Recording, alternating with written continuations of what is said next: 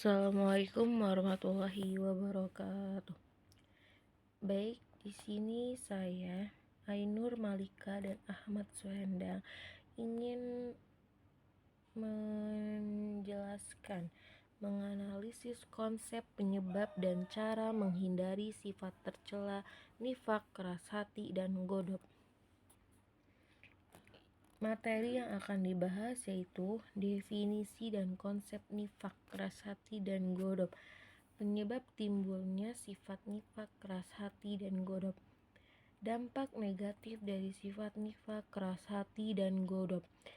Cara menghindari sifat nifak, sifat keras hati, dan sifat godop.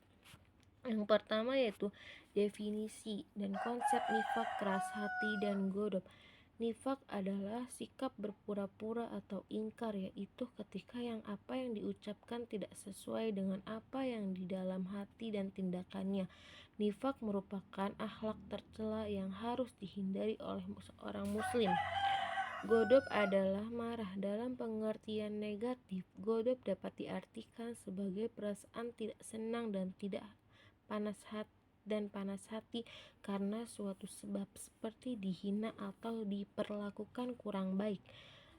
Keras hati merupakan salah satu sifat yang perlu dihindari.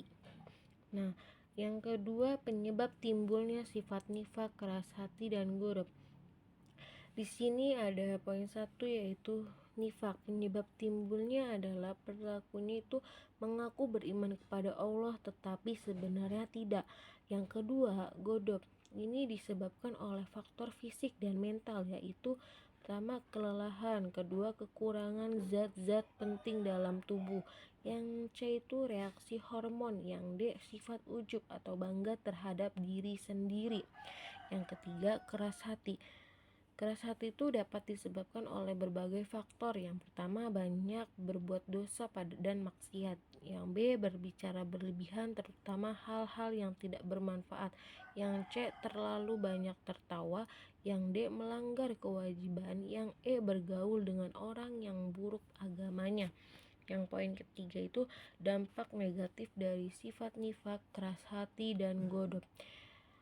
Dampak negatif dari nifak yaitu kehilangan kepercayaan dari orang lain, diancam neraka. Kebohongan akan menghilangkan kepercayaan orang meskipun pada suatu waktu ia berkata jujur.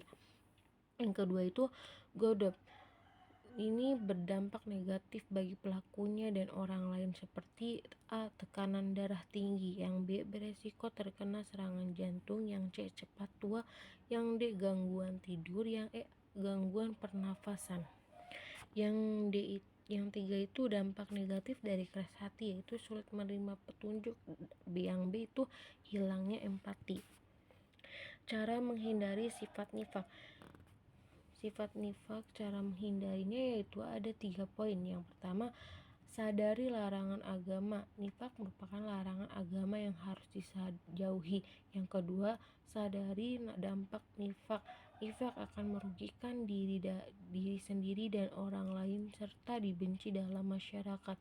Yang ketiga, sadari bahwa nifak tidak sesuai hati nurani. Nifak tidak sesuai dengan hati nurani manusia. Cara menghindari sifat keras hati yaitu dengan membaca Al-Quran. Membaca Al-Quran dan merenungkan maknanya dapat membantu menghindari sifat keras hati. Yang kedua, memperbanyak zikir.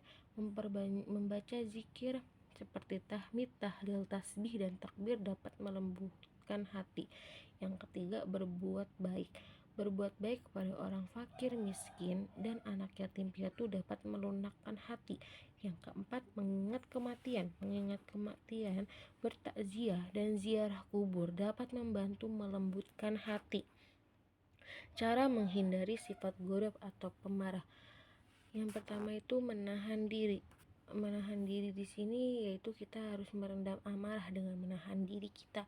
Yang kedua, beristighfar. Kita harus memperbanyak istighfar dan mengingat Allah. Berdiam diri yang di sini maksudnya adalah diam dapat meredam rasa amarah, karena orang yang marah sering mengeluarkan kata-kata yang tidak baik. Yang keempat, membaca ta'awuz.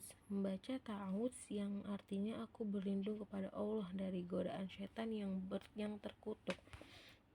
Baik, itu saja dari kelompok kami.